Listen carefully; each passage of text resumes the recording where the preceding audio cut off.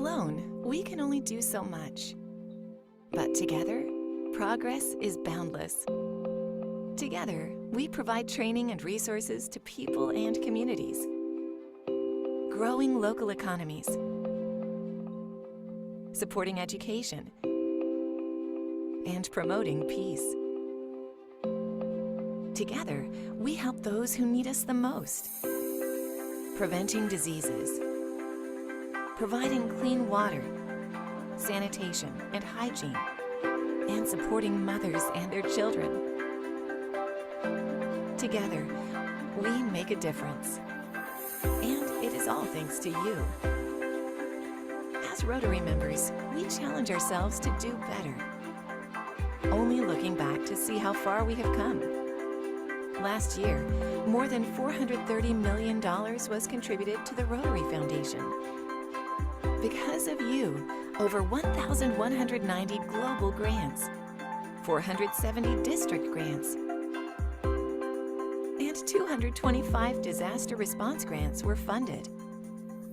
And over $15 million was donated to support refugees from Ukraine. Thank you for supporting the Rotary Foundation and all you do on behalf of others.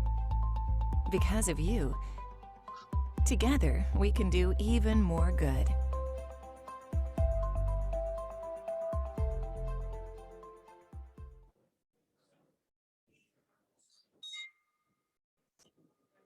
This meeting will come to order. Good afternoon and welcome everyone. I am Mary Jiang, President of the Oakland Rotary Club, founded in 1908. We're the third oldest club in the world of some 36,000 Rotary Club in over 200 countries.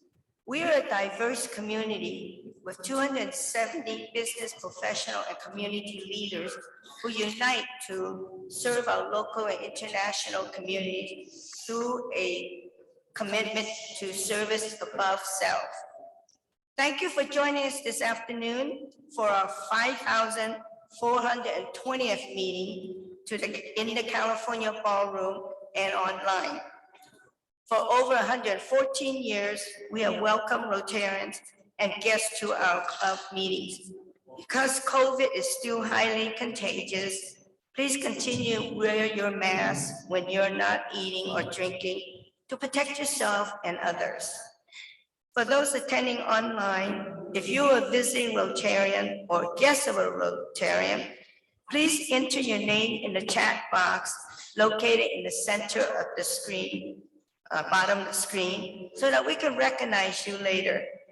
If you have comments or want to ask a question of the speaker, please use the chat box.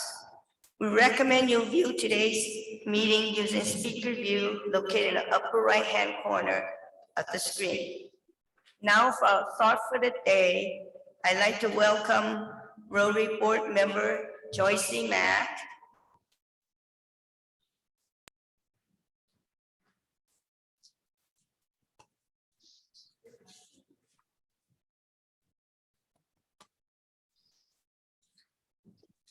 Good afternoon, Rotarians.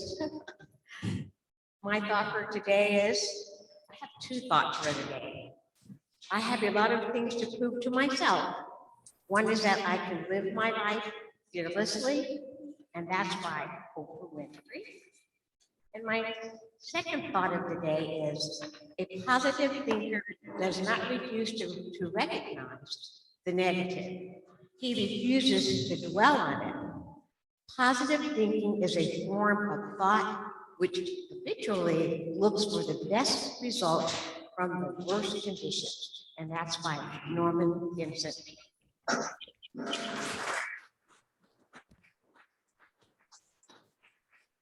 Thank you, Joyce, for that two inspiring thoughts. Okay, please join me in reciting the Rotary Vision Statement.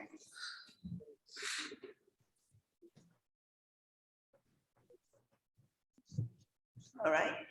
Together, we see a world where people unite and take action to create lasting change across the globe, in our communities, and in ourselves.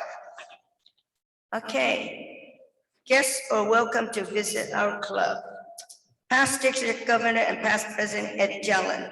Do we have any visitor Rotarians and guests here today? President Mary, I am sorry, but we don't have any visiting Rotarians today unless I missed somebody visiting Rotarian. I guess I struck out today, President Mary, but we'll do better next time. Okay, very good. All right, Rotarians who are bringing guests today, please introduce yourself, your occupation, and then introduce your guests. Good afternoon, everybody. I'm Ryan Spink, a commercial insurance broker with Marsh & McLennan, and I'm back after a long hiatus. And I have my, thank you. Wow, I feel so welcome. And I also wanted to introduce my newly retired colleague, Dave Cannon.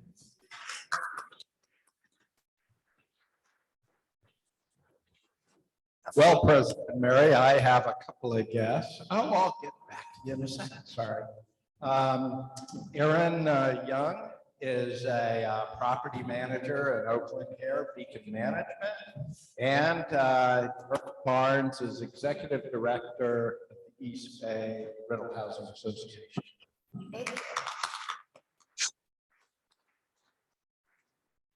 Anna Marie. Hi, I'm Anna Marie Jones, your friendly neighborhood emergency preparedness nerd, and it is my honor to introduce our new guest. His name is Tom Nguyen. He is with Morgan Stanley right around the corner, and he's checking out our club for the very first time. Please welcome Tom.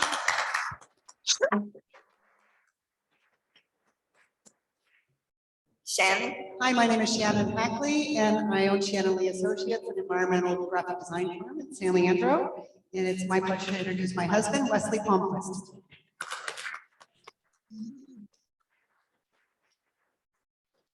Ramona. Good afternoon, Ramona Chang. I'm a real estate broker and I'm a newbie, so new, I forget my name tag all the time.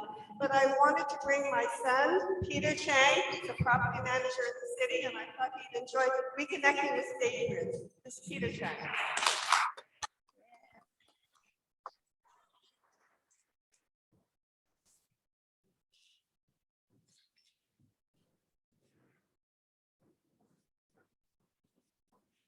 Hi, I'm Pat Williams. I would like to introduce my guest who joined us last week and liked it so much she came back this week. It's Sina Clark. Sina is an educator, and she's also a longtime docent at the Oakland Zoo.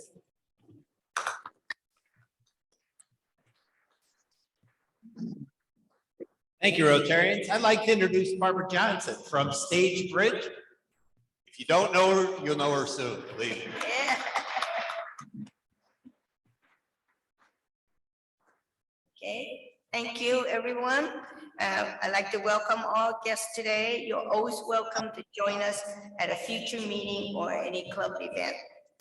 All right, so I'm gonna say Gong Hei Fa Choi or Gang Xi Fa Cai, which means may you have a happy and prosperous Lunar New Year.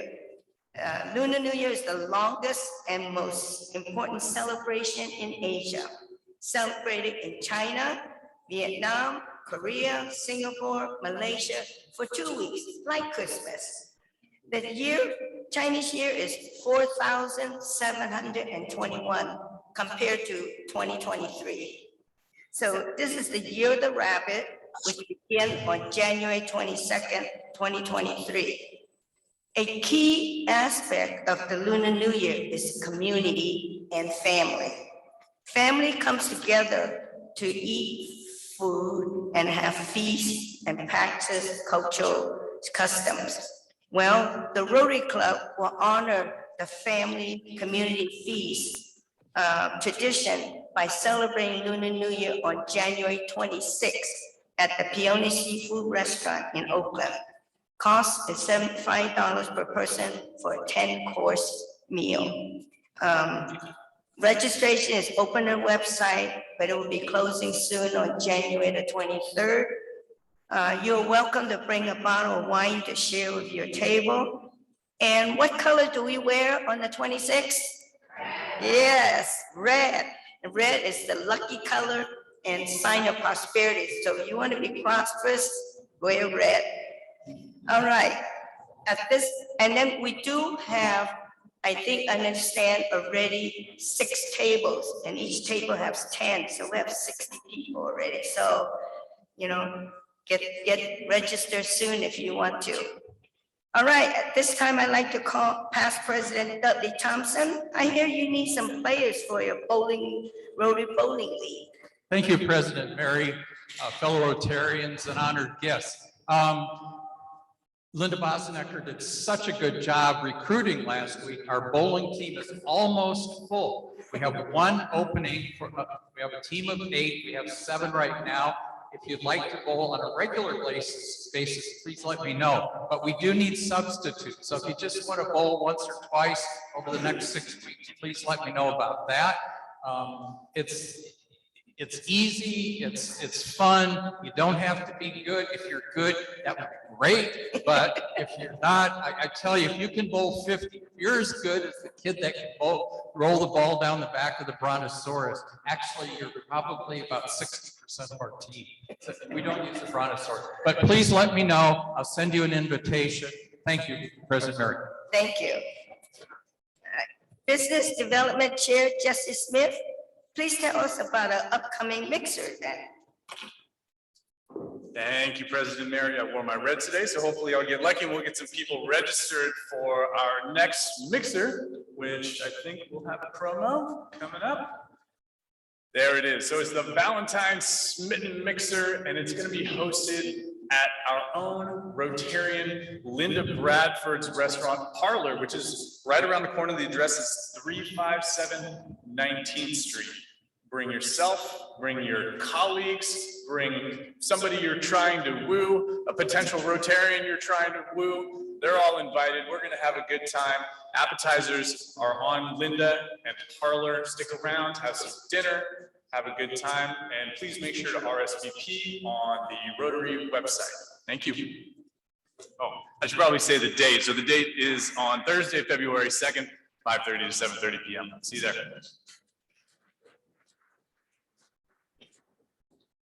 All right, TRF Committee Chair Joe Garaka, can you tell us about our early bird special for the upcoming district conference? Well, hello all. So as Mary mentioned, we have another great Rotary Fellowship opportunity, and it's at a great price. It's this year's Rotary District Conference. So you might ask, what is a Rotary District? Rotary is made up of 1,000,004 Rotarians in 200 countries, 36,000 clubs, 34 zones, and 500 districts. Our district is 5170, which encompasses Rotary clubs from Oakland to Gilroy, Santa Cruz to Livermore, and includes the Silicon Valley. 68 clubs, 4,000 Rotarians, 4,000 network opportunities. What is a district conference? The district conference is an annual celebration of the Rotary year, with all the clubs in our district, a celebration of President Mary's year. So this year, the district conference is a one-day event, which is much less than it's been in the past. Used to be an all-weekend event. So a one-day event, I'm really excited that's one day. And on April 29th, and it's at the Computer History Museum in Mountain View. There will be food, fun, fellowship, including full-day access to the Computer History Museum, Rick King speech contest finals, 4 VIP speakers to be announced, breakout sessions for a gratitude network with DEI and Rotary, environment and service project travel opportunities, and a couple fun ones, whiskey education and tasting, science of beer making and tasting, plus a dinner dance with a Beatles Rotary tribute band.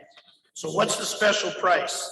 So through the end of this month, an all-in-one meal and event package, including breakfast, lunch, and dinner at a special price of $150.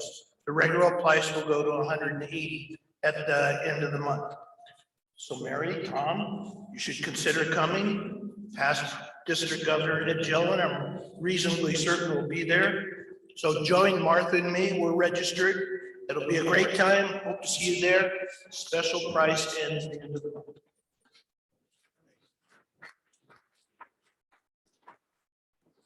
Thank you, Joe. He was the first one to sign up. All right, Speaker Committee Chairs, Ruth Strove, could you tell us about a chocolate bake-off? Hello, hello. Who likes a sweet, a sweet treat? We had such an incredible time with our cookie sharing at the holiday event that we're going to do a sweetheart of a deal and ask everyone to bring chocolates for February 9th, the meeting of. We'll probably have a taste off, but no matter what, we're all winners of the chocolate when we bring it and share it. So please bring your special chocolates to the meeting on Thursday, February 9th.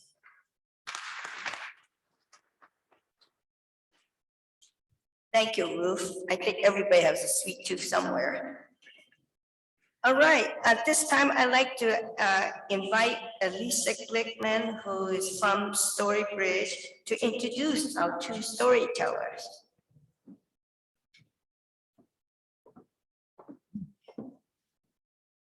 Thank you so much. My name is Elisa Glickman, as they said, and I am the managing director of Stagebridge. We are the nation's largest nonprofit organization for people over 50 in the area of performing arts and entertainment. How many of you have experienced Stagebridge in the past, other than our former employee? Oh, great. So some of you have heard of us. First, I'd like to thank Ed Braille for suggesting us as a program today, and Barbara Johnson for being here. And just to give you a little bit of history about Stagebridge before we bring on these two great storytellers, our vision and our mission is to transform people's lives. We all know as we get older, I am now eligible for Stagebridge, so I keep looking at those classes more and more closely. We all know as we get older, things like our cognitive abilities, our ability to move, our ability to connect with others becomes increasingly more complicated. The studies show that entertainment, storytelling, recalling memories, writing poetry, creative writing, making music, all help with our cognitive abilities. Our ability to move with yoga and Zumba and movement not only connects us with people, but it reconnects us with our bodies. One of our proudest programs is and longest enduring programs is our storytelling program.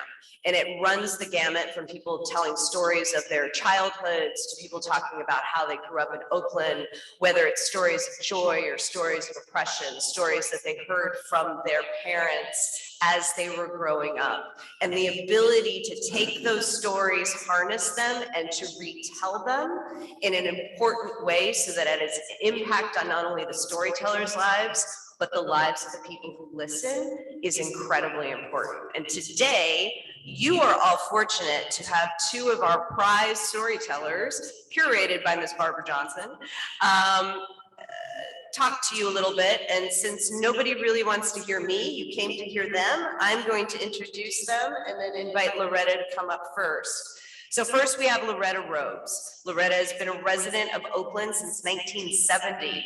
She retired from, I believe, the Oakland Unified School District, and she would take her students to Stagebridge performances and events while she was a teacher. After retiring 6 years ago, Loretta became a Stagebridge student and graduated from our award-winning Epic Storytelling program. So with that, I will invite Loretta to join us up on stage, and then I'll introduce the next storyteller.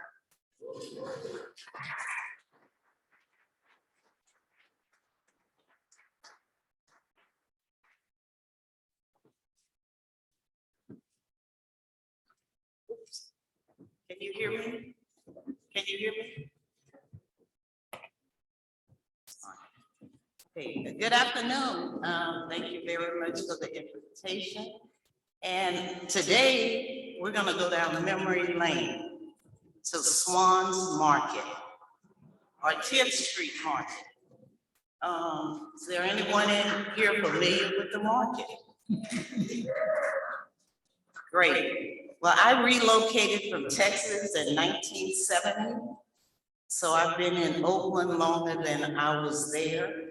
So one of my memorable events was going to Swan's Market on Saturdays with my aunt, who was here since 1951.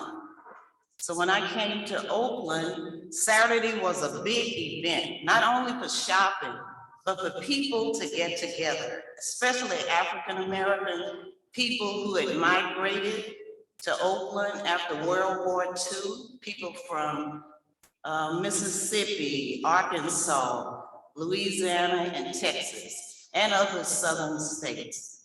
So on Saturdays, Swans was a place to meet. The first thing you would see people very well dressed. There was pride in how people looked when they went shopping. The ladies would have on beautiful print dresses, well-dressed kids, and you would go there for your shopping. And they had most things that people from small towns wanted. You had meat markets. You could get everything on the pig except the oink. From the rooter to the tooth. It was there. They had fish markets. And they also had fish that were familiar with people from places that they were from. Catfish, buffalo fish, Gasper goo. All of those things were there. So Saturdays was a big event. People would pick up their clothes from the cleaners and get ready for Sunday, you know, get their suits and dresses out of the cleaners. Men would go to the shoe shine shop. They had a shop there. And kids were always looking forward to the treats. From the ice cream parlor, the donut shop, and Reed's Records was in Swan's Market. So teenagers would get their 45 records. Some of you are like, well, I think all of us know what a 45 is. Yeah, so it was a time, a good time, a happy time. And you would go up, it was not really upstairs, but up the little incline. There you would have clothing, sample clothes. You would get household items, straightening combs for your hair rip, grease, bergamot, anything that Southern folks like, it was at Swan's Market. So it was always a great time there. And, you know, those memories, I have those memories. And I have a funny story. My aunt and uncle had a guest from Texas. It was his first time in California. He was from Cameron, Texas, population about 2,500 people. He was so impressed when they took him to Swan's Market. You know, they took him to the counter to eat and they went shopping for food. So he went back to Cameron, Texas, and he told everyone there that he went to a town in Oakland that had a top on it. Thank you.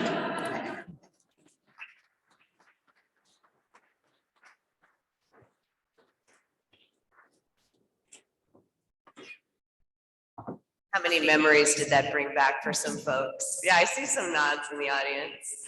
I'd now like to introduce Marcelina Delgado. Marcelina is a retired counselor, second generation Chicana, born and raised here in Oakland. She's been continually inspired by the rich and unique histories of the people and the land and the politics of her hometown.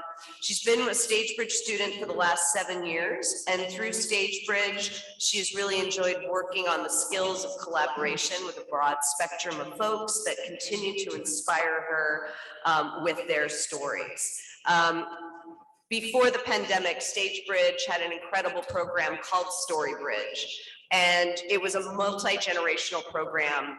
We were funded both through the state as well as the NEA and individual contributions. We went into the various school districts and we performed for our local students. And I believe you were a part of that program. So with that, I will introduce Marcelina.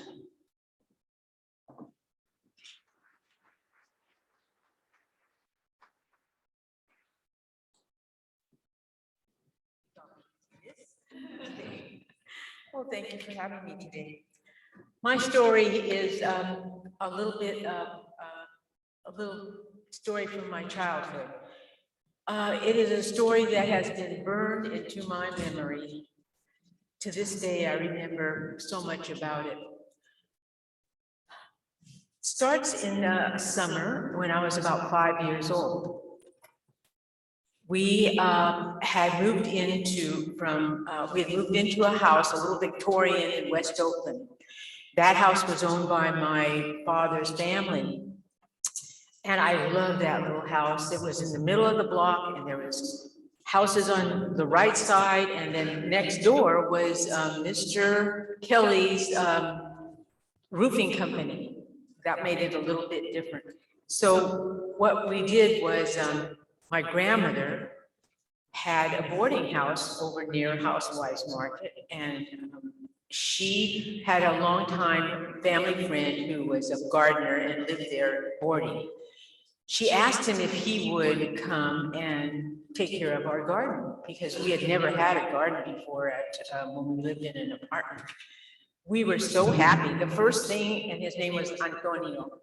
The first thing he did was when you went up to the gate, he had built a bower with roses, pink roses all down the side. It was quite beautiful. Then he went into the backyard, and that backyard was pretty extensive. It was a great big yard, and then he took a big part of it, and he and my dad put in grass. We had a big area to play, full of grass. It was very comfortable. And also in the back, behind that soil in West Oakland is so fertile. We had a veggie garden, and you just put a little seed in the ground and up it came. We had corn, we had green beans, we had tomatoes, chilies, zucchinis, just so many zucchinis. And we shared it all with ate a lot of it, most of it, and shared it with our family and also with our neighbors, who also had beautiful gardens. Well, one of the things that was special to me as a 5-year-old was there was this little place in the front of the backyard, and it had a full basement under that house, and there was a door to that basement. But to get there, there was a little open space that was covered kind of, and about child size, I'd say. And so my sister Tina and I was 5 and she was like 4 years old. We decided we wanted to build a little house, a little playhouse down there. And so we got cardboard, and my dad brought home some heavy cardboard. We made a table. We got little chairs that we had. We had a little tea set. We brought down our little baby toys and our little, the baby dolls and the beds and all that kind of stuff. And we really made ourselves at home down there. But we weren't satisfied with just having a little house. We needed a store because right underneath the stairway was some space. And we raided that area. Someone had given us a little,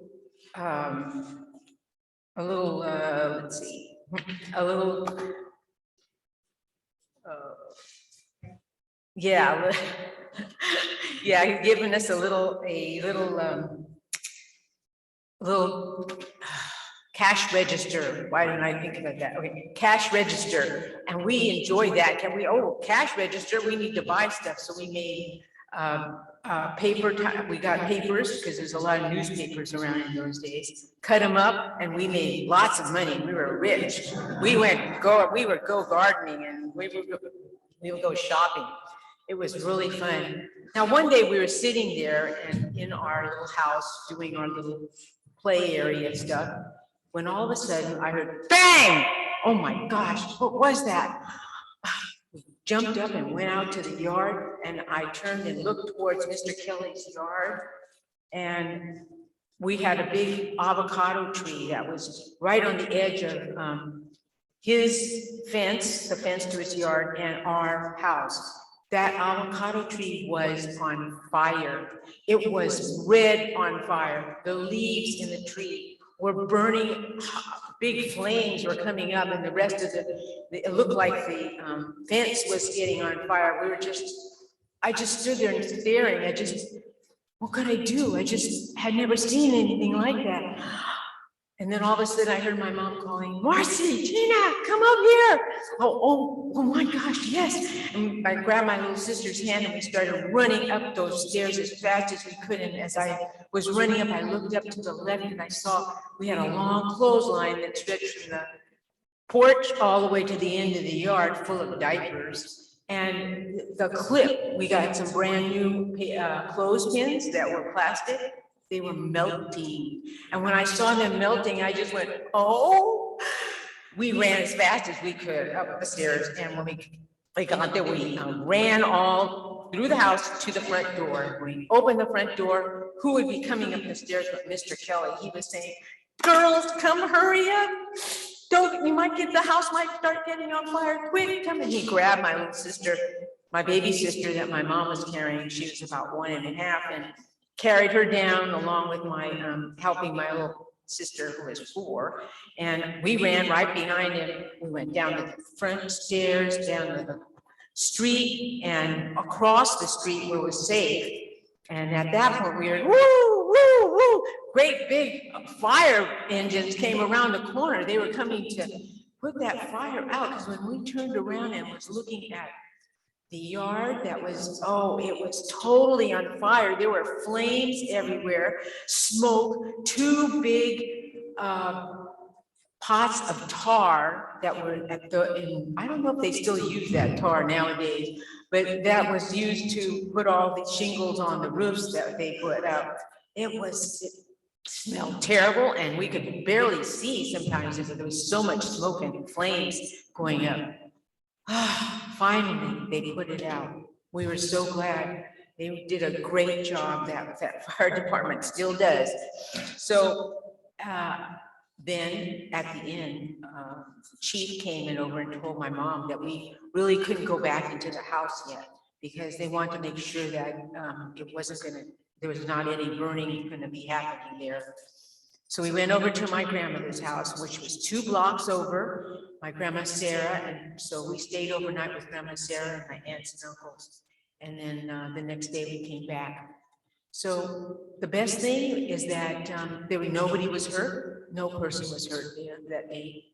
And I also have this affinity for, when I see people who are in the TV or news and that have been burned out or like disasters we've been having, I really sympathize with them. And I think about, we could have lost our house. We could have lost so much. And I really understand. I do a little bit more, I think, than I would normally if that hadn't happened to us. So today, whenever I go on BART, that house is right outside of the BART station because the West Oakland BART station. And I go to the edge of the platform and I look over into the parking lot and over to 5th Street. And there's the house. There it is. It's right there. It's still standing there. Somebody else is living in there. They're enjoying that house. And then I look over and I see that tree standing tall, growing big. And it just makes me smile and feel really good. And remember how lucky I was. Thank you.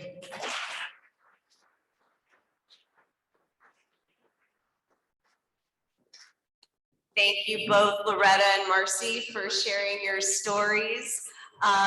Before we start the Q&A, I do want to mention that starting next week, our Performing Arts Institute classes are starting. On your tables are some postcards, and you're welcome to go on our website and check out some of the classes. But also, some of these stories are deeply personal. And it really takes a professional teacher to sort of pull these out of us. And as you all start to do your service groups and go out into the community, you all have rich and incredible stories to share. And I hope that you will use today as an opportunity to think about how you are going to bring your story to life. So with that, we can answer specific questions about Stagebridge, or more importantly, you can ask our 2 storytellers about their rich history here in Oakland.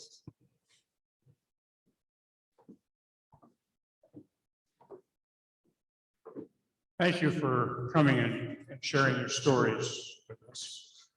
We have a very close friend of Oakland Rotary for many years who was very active with Stagebridge. And I'm wondering if you know the whereabouts now or how Joanne Grimm is doing. So Joanne is still with Stagebridge.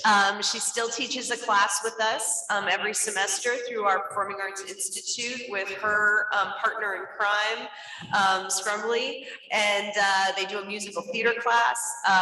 They will do a public performance of their original theater piece in our spring term. So if you would like to leave your information, I'd be happy to pass it along to Joanne and let her know that you're thinking of her.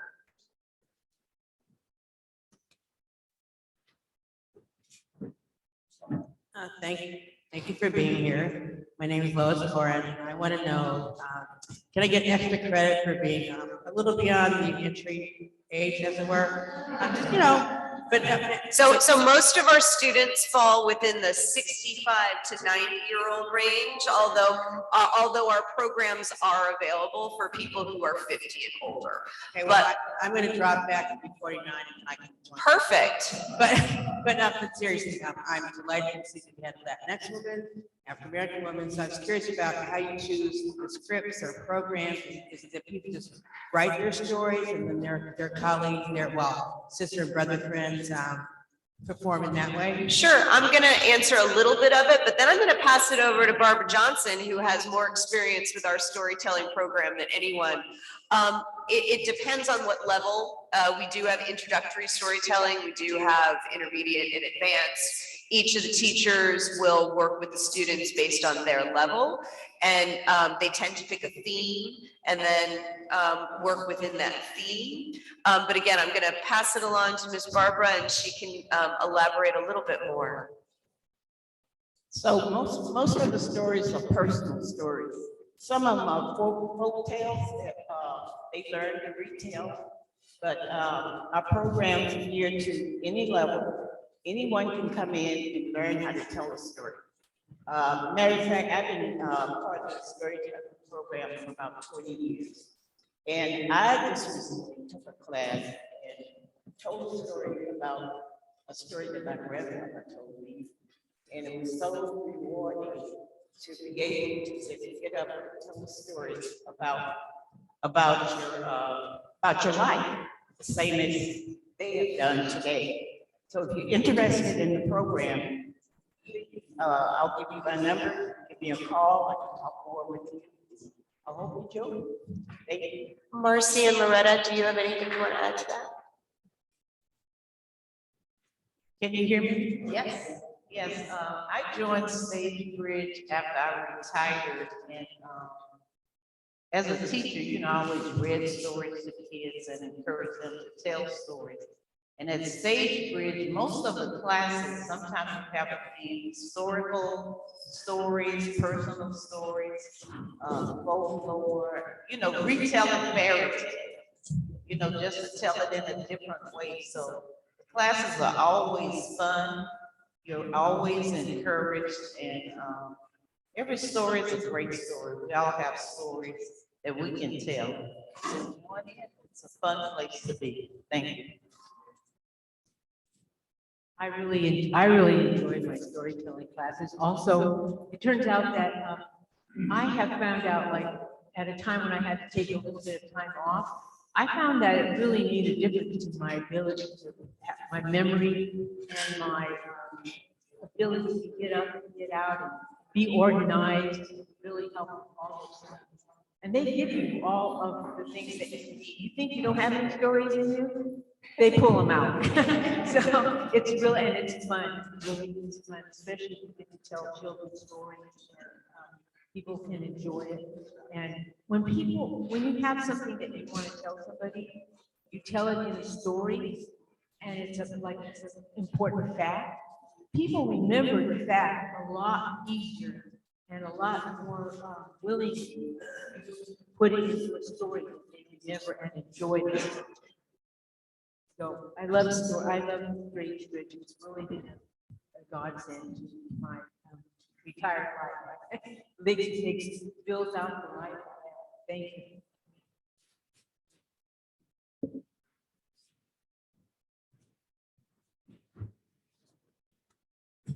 So where are your classes held? Where's your location? We are located at First Congregational Church on 27th and Harrison. Most of our classes take place there. We do have some classes that we partner with the Downtown Oakland Senior Center as well as the West Oakland Senior Center. And we hope to be branching out further over the next couple of years. But we also offer hybrid learning. So as a result of the pandemic, we still have students who don't feel necessarily comfortable with coming in person, mobility issues. Again, hybrid learning gave us an opportunity to be accessible to some of our students who could no longer come to in-person classes due to mobility. So depending on the class, depending on the day, it could either be online or in person or a combination of both. But we're all based right here in Oakland.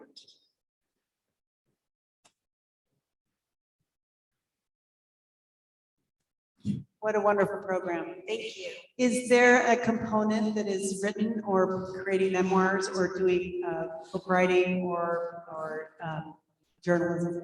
Yeah, we don't do journalism specifically. We do have a creative writing program, and we do have teachers through our Seniors Reaching Out program, which Ms. Barbara manages, that we could curate those teachers for a specific group. So for example, if you said, I would really, instead of doing book club over and over again, I'd really like to get together with a group of 10 people and do 2 to 3 week class on creative writing or storytelling or something a little unique or different. That's something that we can curate in-house. But through our PAI program, we currently have storytelling, creative writing, and then a little bit of musical theater.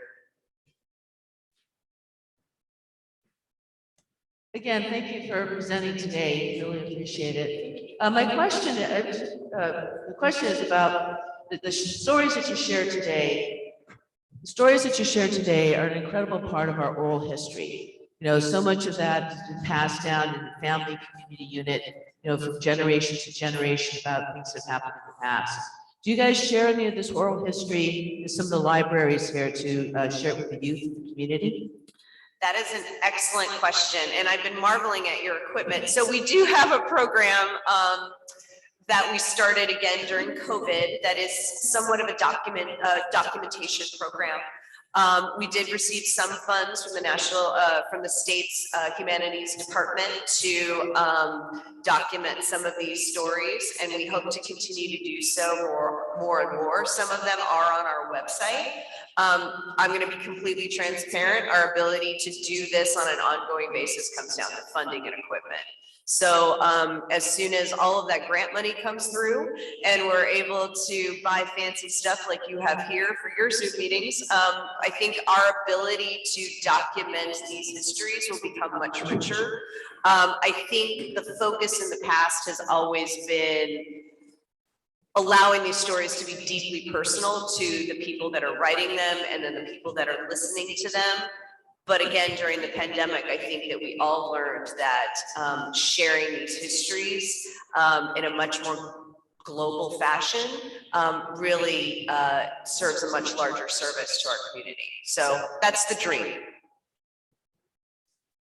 Hi. Hi. Thank you for being here today.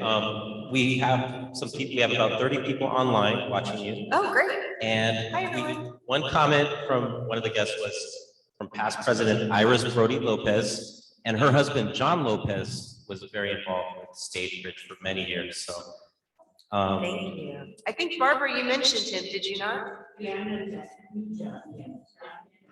yeah, so they're watching today. So thank you. Thank you. Okay. Barbara says hello, Iris. So we do have a couple questions. One question is from Stephanie Casenza, and it's how or why did Stagebridge start? And the second question is from CJ Hirschfield. Do storytellers go on to perform at the Moth? Those are all excellent questions. I'm going to take the second one first. Again, I'm sure that every time you hear someone speak, there was life before COVID and then there was life after COVID. Life before COVID, our storytelling program was very actively engaged in a lot of community venues, the Moth being one of them. As a part of our Seniors Reaching Out program, which we're currently in the process of rebuilding, we hope to bring our storytellers back out into the community in a much more formal way. Again, it just takes a little bit of time, it takes a little bit of resources, and it takes rebuilding our storytelling program. One of the things that we found, going back to the first question, is we started in 1978 because there was no one else doing this work. Our founder believed that there was, and he has been validated throughout the years, that there is that direct correlation between seniors who are active and mentally and physically engaged and their overall long-term health. Then the data came through and everyone agreed. People look still today at education as primarily K through 12 and rarely consider anything 50 and above. So that's where Stagebridge comes in. As we did this work over the last 40 years, there are several organizations, senior centers that have modeled the type of work that we are doing. And so the competition in the market space is a little bit more than it was previously. Certainly during COVID, our population was one of the most isolated populations within our communities. And for them, Stagebridge was truly a lifeline. And now that we have come out of COVID, they have stayed with us, and they've also found other organizations to bring their talents. So we're sharing the space with a few other folks, but we're still doing the best work.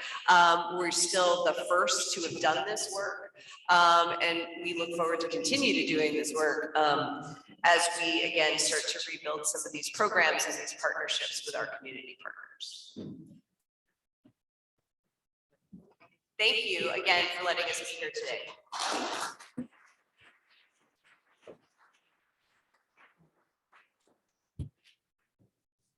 Thank you. Barbara, Loretta, and Marcelina, thank you for those awesome and fascinating stories. I am amazed your recollection at 5 years old.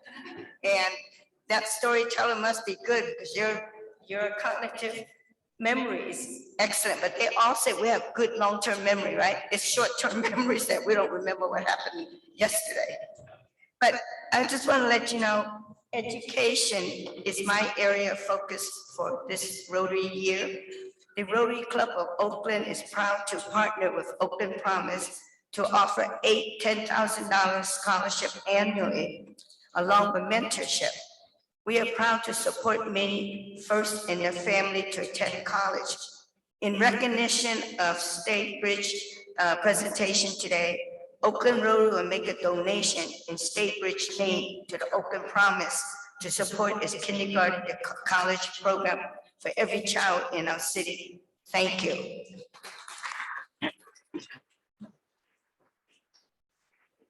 Does any Rotarian have a celebration or special event to share? Lois?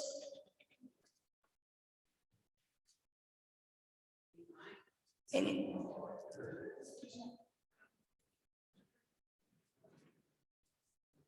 Thank you. First of all, this is just delightful because, as I said, I want to get some additional credits because I'm beyond the entry age, as it were. So shout out to you, and I'm part of this. The other thing is I want to share that Piedmont had their 26th Martin Luther King Day celebration. So former Mayor Brooke, Mary, you guys all know about this, and I'm just so proud. I'm just talking to have tears. I'm disappointed that we still need to follow Dr. King's instructions on how we could be beloved community, but the celebration is absolutely fabulous, and it's held in the newly renovated or rebuilt auditorium at Cleveland High School. It has a capacity of 400 70, and we had 400 people there. So I am breaking my heart, pat myself on the back about this. And let's see, and the other thing is just, just to be here. This is just, you guys know I'm an expert, and for all the things we're doing, I'm so happy. And I just told Karen, I was whining for a period of time, but the criteria, they be the party people. Okay. You want to ring a bell? Yeah. Okay, Lois, ring the bell. Okay, so this, Lorna? Good afternoon, President Mary and my fellow Rotarians. I'm Lorna Padilla Marcus with Moet Mackey and Anderson, and I have 2 bell ringers today. One of the reasons I joined Rotary was my passion for youth. And Iris Brody Lopez, in fact, recruited me to serve with the Project Hope Committee in Art Tech. My passion for youth has often been fulfilled with my work with the Boys and Girls Clubs of Contra Costa, as many of you know. I want to ring the bell on behalf of some fellow Rotarians, Seth Butner, Gary Flaxman, and Mark Rosen, who showed up in Martinez for the Boys and Girls Clubs of Contra Costa breakfast at 7:30 in the morning. It's been a long day, but it was a great event, and I'm just really thankful. So that's bell ringer number 1. Bell ringer number 2, as I look around the room, I see some folks here, including Ryan Spinks, we haven't seen in a while. We're back for the first time. I see David Sharp. I see Catherine Coleman. I just want to celebrate those who continue to join us in person. So those bell ringers. Okay. Treasure Lorna, 2 bell ringer. 1. Ruth? Wait. Ruth Straub with Farmers Insurance. I'd like to ring the bell for the 17th anniversary of my business here in Oakland, supported by Oaklanders. I appreciate you all. All right. Speaker Committee Chair Ruth Straub. So, a bell ringer, anymore? A bell ringer is a generous tax deductible donation of $100 to our Oakland Rotary Endowment. So thank you for your contribution. Okay, there's Ryan. I just want to ring the bell one time. Thank you for the warm welcome, the kudos to be back. I'm just really grateful to be here. So thank you, everybody. Right, Ryan Spink. Welcome back, Ryan.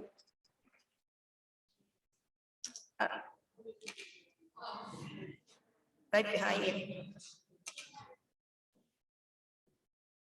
Hi, David Scharf, joyfully retired, but still active as a life insurance agent with New York Life. I am just so moved by this meeting because frankly, I came here today wondering if I wanted to stick around because I haven't been here in a year. And truthfully, I'm still wondering, but it's really nice to be welcomed. And it's really nice to be acknowledged. And I'd like to ring the bell as well. Okay, David Sharp, welcome back. All right. Membership Coordinator Keith Urati. Oh, excuse me, Peter Shares, are there any bell ringer online? Do we have any? No. Okay, so Keith Urati, would you come and tell us about next week's speaker? Thank you, Madam President. Next Thursday, our speaker is our Oakland Mayor, the Honorable Chantal.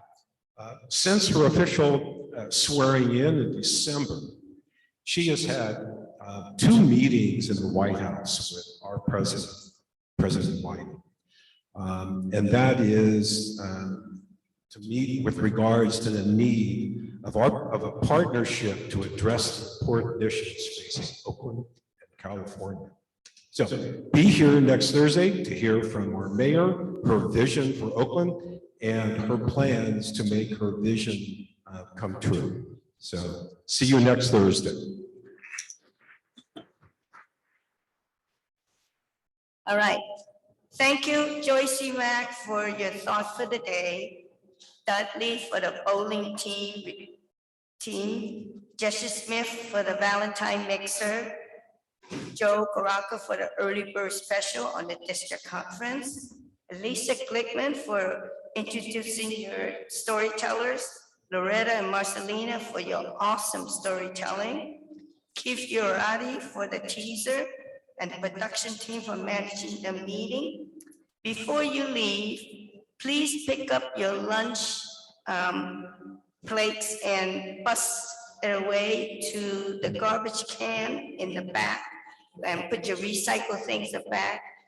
We welcome you to be back, but we like to keep the place clean. So, session, which means thank you, everyone. This meeting is adjourned.